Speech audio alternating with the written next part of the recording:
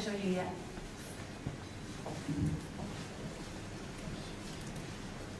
So the presentation that Lance just went over talked about smart TV.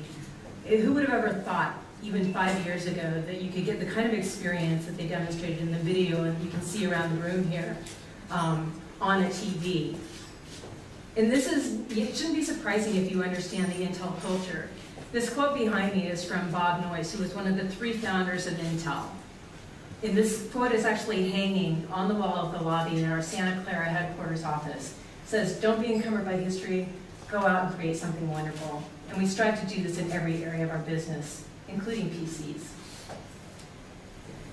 So to get started, I just wanted to walk you through some stuff that you might already know. Hopefully I'll give you some new tidbits of information as well. So let's look first at what's happening just in that overall environment. We're talking about billions across the board here. The world is moving to the internet, and you see that we have about over 2 billion people in the world on the internet today. So, just under 1/3 of the world's population is online. 247 billion emails sent every day, and most of those are junk email, but still it's a big number. We have 2 billion videos viewed every day, and then 2.5 billion images uploaded to Facebook per month. So, what's happening? How is this happening? It's happening across a whole range of devices. It's happening on PCs, it's happening a lot on smartphones, it's happening on tablets. There are a number of different devices that are playing here and offering a great experience. So is the PC dead? How many here think the PC is dead? Dying? Okay. Good. I'm just going to pick on you then.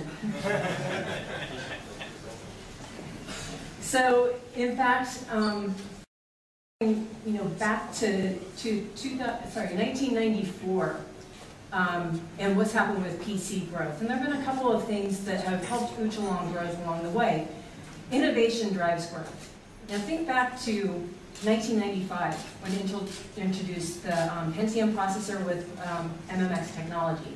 Multimedia extensions, coupled with color displays for the first time, optical drives, turned these old utilitarian business boring machines into consumer devices. That drove growth. And then again in 2003, when we introduced Centrino technology into the marketplace and made wireless connectivity part of every single laptop PC. That untethered mobility really drove sales. I mean, look at the growth here, and this is overall client. If you look at just the mobile slice of this, it took something like offering a whole new way to use your PC to drive growth in the double digits for the first time ever in the mobile space, to where now mobile dominates the market. Now, just to put this in perspective, if I'm showing here the cumulative sales of iPads and Android systems, new technologies emerging, great devices, but keep in mind that when you hear about the fantastic growth, they're starting from a small base. And in fact, the yearly sales that we're expecting for PCs, even going forward, dwarfs this number, cumulative versus a yearly view. So the PC still has a very strong role to play here. So where's the growth going to come from? Well, it turns out there's a lot of people out in the world who don't have PCs at all. You guys can read the chart, I'm not going to read it for you. Big opportunity there. And where does this opportunity exist? Now I'm going to explain this chart to you because it may not be intuitive. At the bottom here, we're showing weeks of income required to purchase a notebook PC, and then the density, the PC penetration.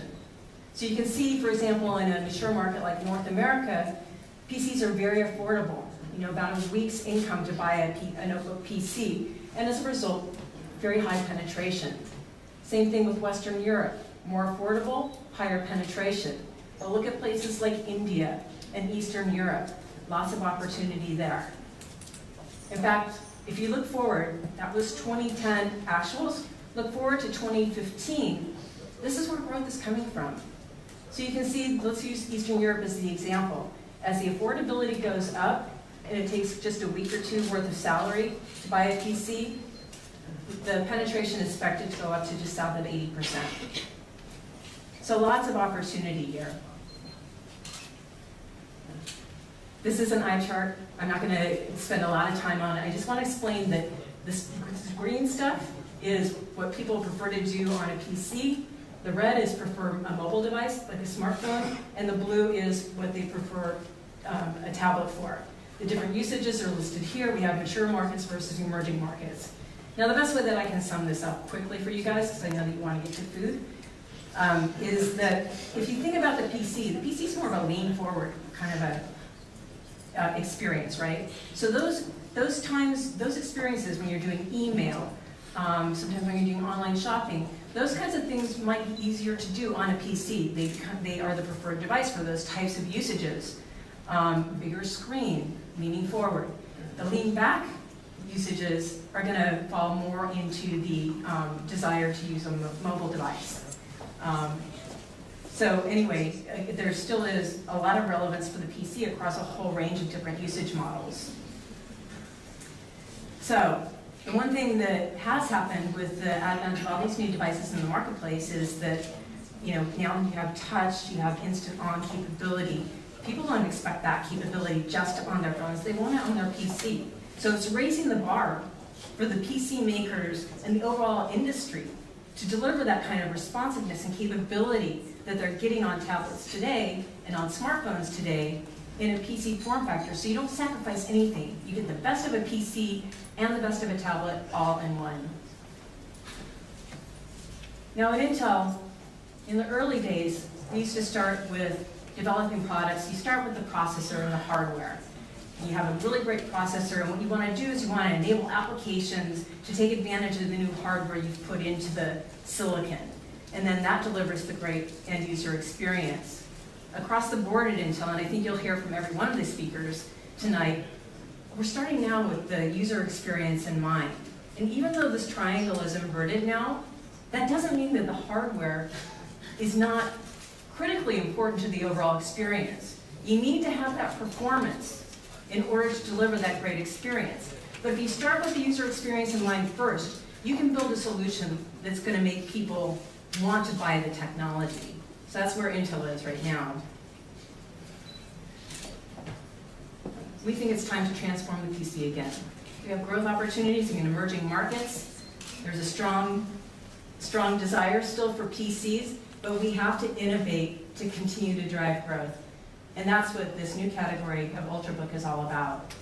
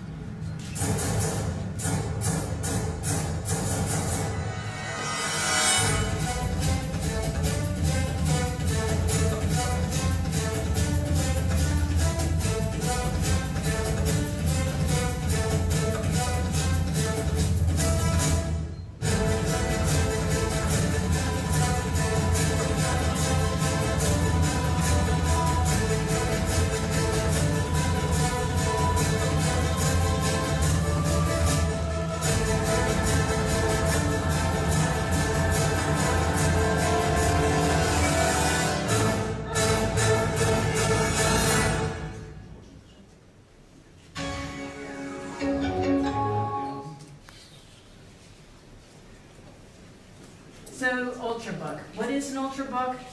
The first thing you think when you see an Ultrabook, the first thing you notice is that it's very, very thin. But it's way beyond just thin. The systems that have been thin have been in the market before.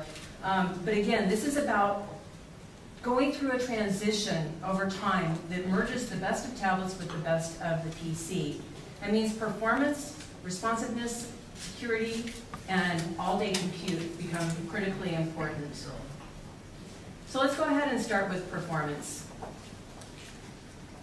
Now, a couple of years ago, Intel had brought its ultra-low voltage processors, which had been, in business for about a decade or more, to the consumer market, offering new price points, and we thought that it would change the world. Well, we thought it would take off in the market.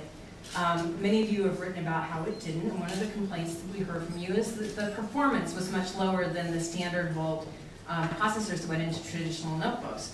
We also didn't have people really designing to the lower powers that were offered. And so you didn't get that thin design across the board.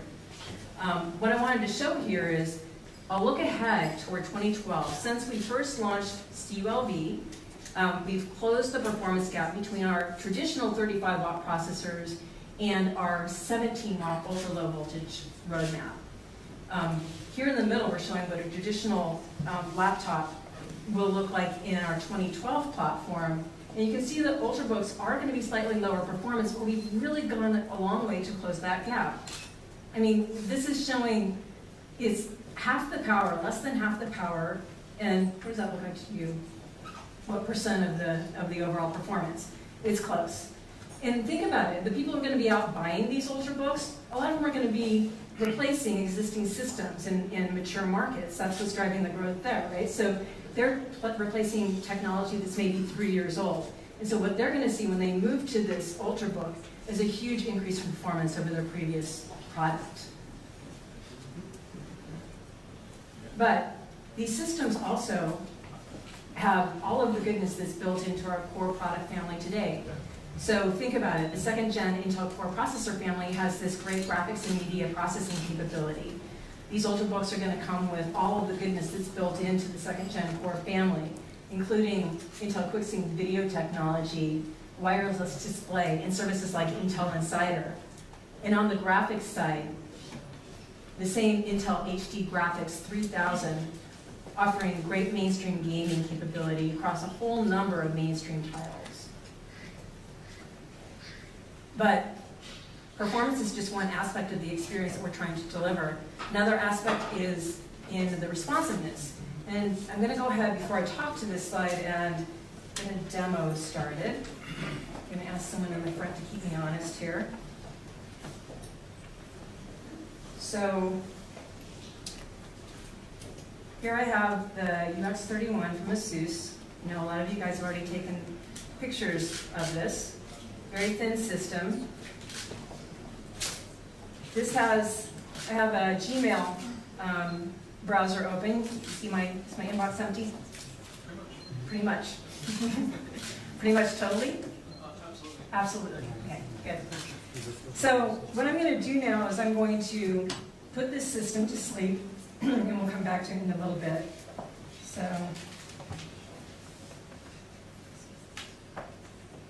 when I put it into sleep, it's actually going to go into a hibernate state. I think I hit it right. We'll find out. Okay, now back to this slide. All right. So there are a couple of responsiveness technologies that we're introducing into these Ultrabook systems. The first one you may have heard about before. We made an announcement about it, primarily tied to the Z68 chipset at Computex this year. It's called Intel Smart Response Technology.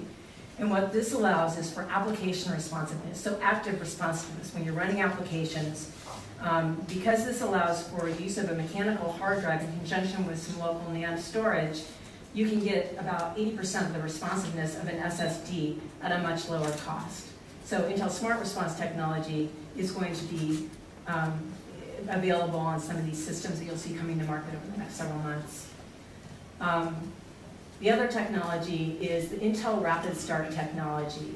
And what this does is it allows that closer to a smartphone type of experience on a PC. So I'm going to take this system that I wasn't showing you before. So this is a system that's going to be announced by Acer tomorrow, the Aspire S series. They don't want you to get too close a look at it because go to their event and see the launch.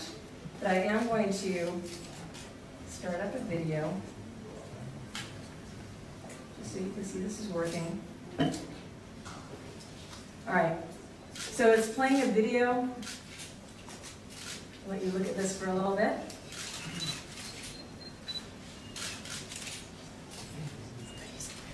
Now I'm going to put it into a sleep state, which is actually hibernate.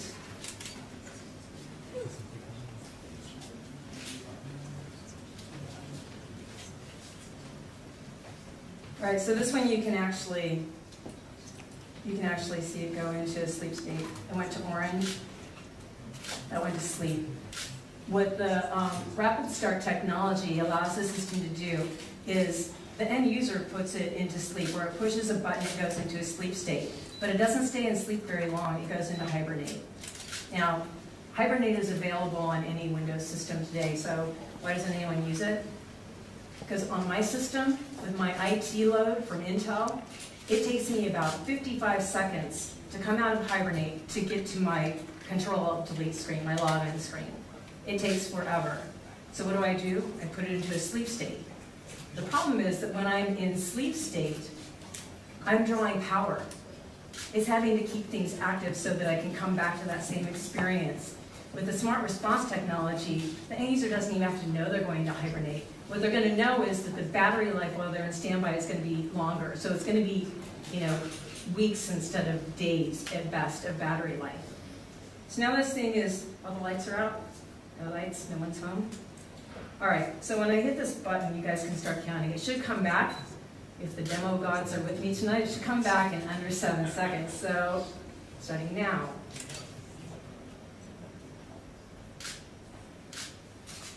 Did it come back? All right. Thank you.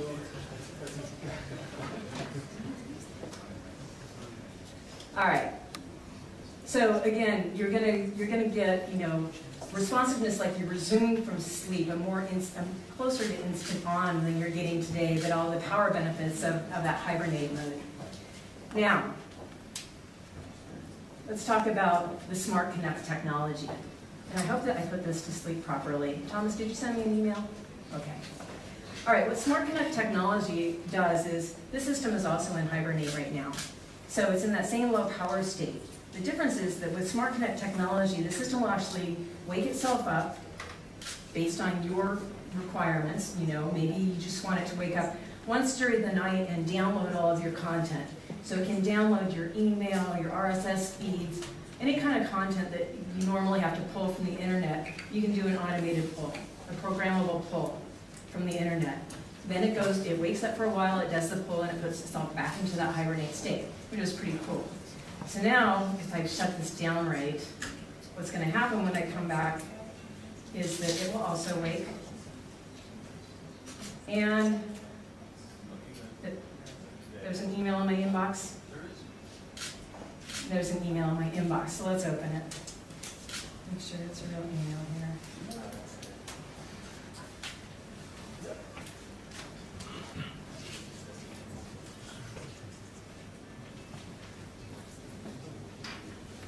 Okay, see if you can open that.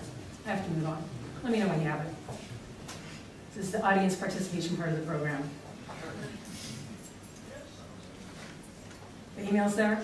It is. Okay, good. I can't work the system tonight. Sorry about that, guys. So now you have these really cool systems that you're going to want to take with you everywhere. So what's the next thing you worry about? It's so pretty. What if someone steals it? Well, Intel has a whole breadth of security solutions that we're working on across the company, including technologies to help protect your asset, to protect your data, to protect you from malware, and to protect your online transactions. Intel protection technology. Identity protection technology, the first one is shown here, is a hardware-hardened mechanism that allows your online transactions to be more secure. So in Europe, you have to use little tokens sometimes to get into your bank accounts, right? This hardware replaces that token. So it automatically does a hardware handshake with the site. The site recognizes the PC. You're locked in. We showed at CeBIT this year, we had Gabe, the famous gamer guy, actually give out his account name and his username and his password, and no one could break in because they weren't on the right hardware. So that's going to be included in every single Ultrabook device. The other thing that's going to be included in every one is the Intel anti-theft technology that allows it, that should deter theft of the system, because once the user reports the system stolen, it's automatically shut down. So a poison pill is sent down the line. The thing is as useful to the thief now as a paperweight. You can't access the data, you can't get anything off of it. So that will deter theft. Of course, if you find the system, you're able to restore it. But in the meantime, the asset is useless to them. They can't take out the hard drive and sell the rest of the system. The system is dead until you, the owner, restores it. And the last area that we're working on for Ultrabook is that idea of getting to all-day battery life. So, SoC, system on chip. Remember Lance was talking about system on chip. Right now, if you look at how Intel is designing our products, we have a current notebook design target that's around 35 watts. Now we have ultra-low voltage that we scale down, but our design point is up here, and we scale down. And then we have this other SoC design targets that are in that 10 watt or less kind of range today. So what we're doing for notebooks is we're actually moving the design point down to less than half. So we're not scaling down now. That about 15 watts becomes the new design point. And that means we're going to have great performance in a lower power. That's going to become the new normal for mobile computing. And that capability, along with some other goodies that we're building in, is going to help get to that all-day battery life target. But it's not easy. Like Lance said, simple is hard, or Jobs is saying that simple is hard. Ultra is hard too. And it can be expensive to do all of this. And so Intel's doing a number of things to help enable the industry. First of all, we traditionally work with our OEM customers, the system manufacturers. And we also do some enabling of the ODM, the design community that is in China and Taiwan for a great part. But we're expanding that. We're doing deeper collaboration with OEMs and the ODM community. We're also working with suppliers of thin ingredients to make sure that we are giving them the right targets. We're sharing our manufacturing BKMs, our best known methods, so that they can get better yields. We're doing whatever we can to help them along. And then giving some low-touch tools as well, some design guides and some other tools available to the industry. Now, in part, as a result of this work that we've done with some really good partners, we have a number of systems that are going to be coming to market in the second half of this year. So starting this week at IFA, you're going to hear a lot of announcements from a number of different players. So I just want to acknowledge the systems that I have with me here today. I already talked about the Acer Aspire S. We have the Lenovo U300S. We have the Asus UX31 and the UX21 over here. And then we have the Toshiba system as well. So each one of these, this beautiful system, each one of them is going to be available in market starting this year. So we're very, very excited about all of these offerings.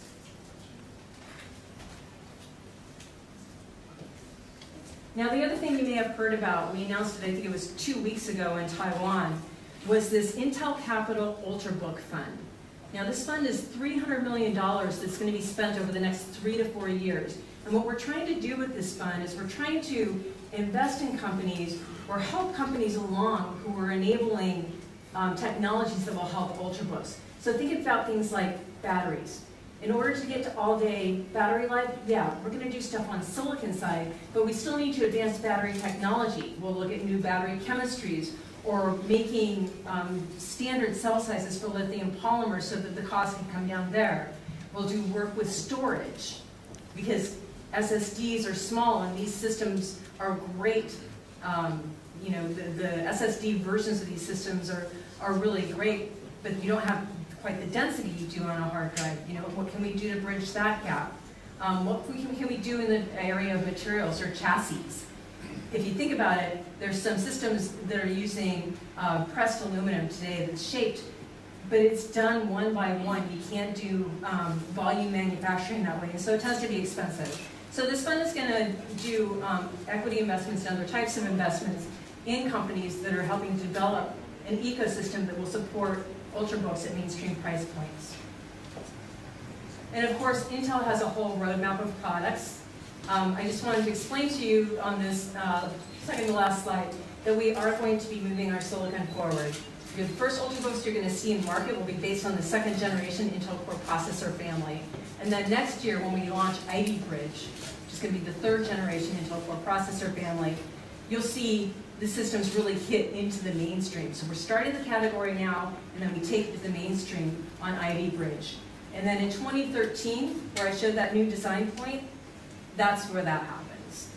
So a lot of innovation and momentum going forward over the horizon. This is something that Intel is very committed to. So in summary, I talked about how there's tremendous growth potential ahead. And we really do believe that the Ultrabook is going to transform the PC. And we're investing heavily to make sure that it does so.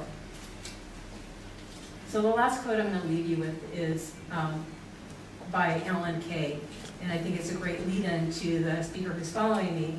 It says, the best way to predict the future is to invent it. So with that, I'm going to go ahead and hand off to